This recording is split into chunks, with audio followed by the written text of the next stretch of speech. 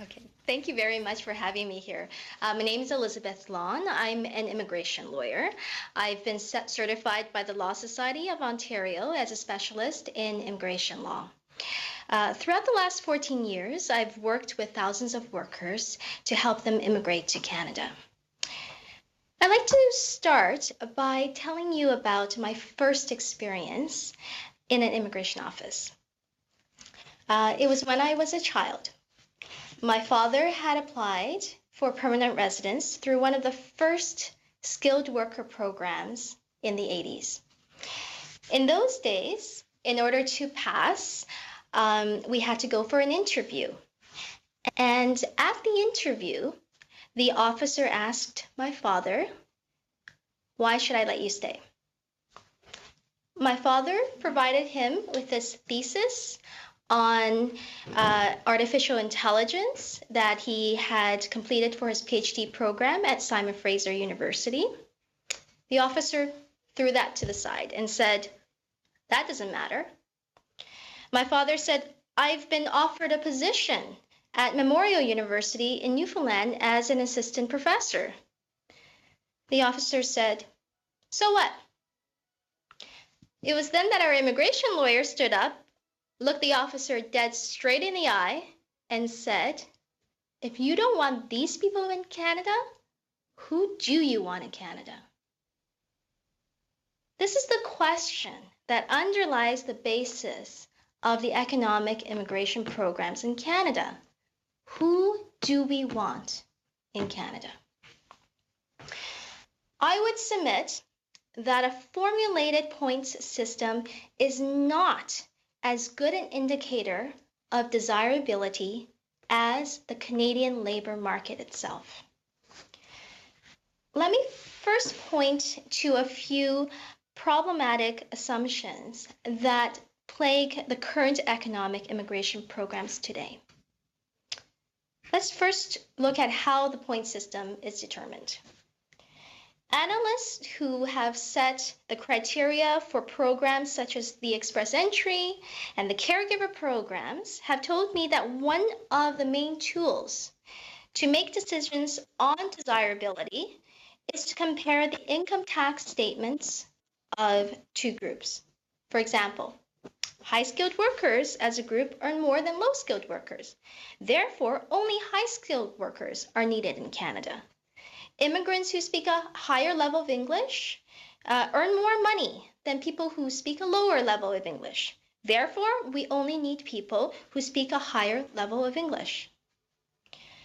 The assumption that only rich workers are valuable to Canada is clearly faulty.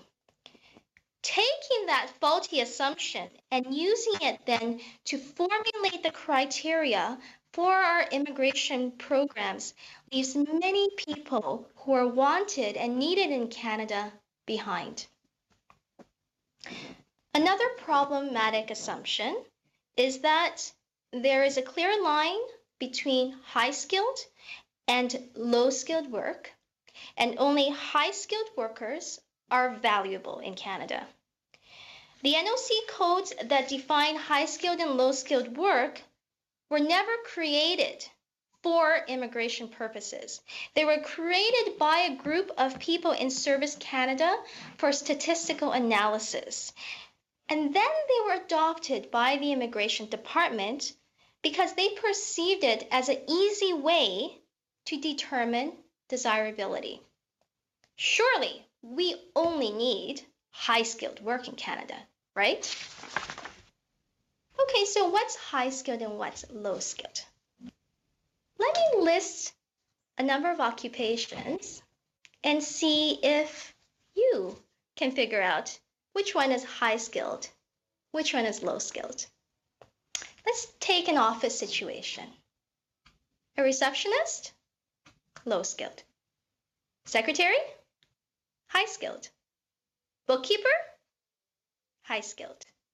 Accounting clerk, low-skilled. Medical assistant, high-skilled. Dental assistant, low-skilled. Hairdresser, high-skilled. Esthetician, low-skilled. As you can see, it is not altogether clear why an occupation is considered high-skilled and another is considered low-skilled. There are also clear gender biases in the categorization. For example, personal support workers who require college certification, sewing machine operators who need extensive training are low-skilled workers. Construction workers, such as house painters, drywallers, who often haven't even finished high school, are high-skilled workers. Furthermore, how can we assume that we only need high-skilled workers in Canada when oftentimes some of the most needed workers in Canada are those who are working in jobs that Canadians can't or won't do? For example, truck drivers, caregivers, farm workers, and the list goes on.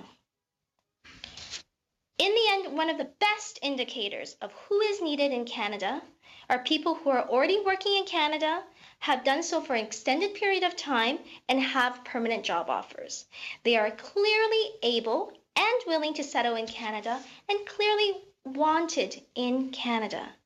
To have them undergo the rigmarole of having to undergo English exams and undergo a competitive process like the express entry system that pits them against people who have never stepped foot in Canada leaves many workers without the ability to obtain permanent residence. This simply does not make sense. My proposal would be to have a category to allow those to immigrate who have already been in Canada working legally, who have done so for a year, and who have permanent job offers. They should not have to undergo the English exams or prove that their work fits into one of the arbitrary categorizations of high-skilled or low-skilled work in order to gain permanent residence. I need you to to begin to wrap up, please. One last sentence. As you may have well heard in the rallying cry of businesses, unions, and workers throughout Canada, if someone is good enough to work, they should be good enough to stay. Thank you.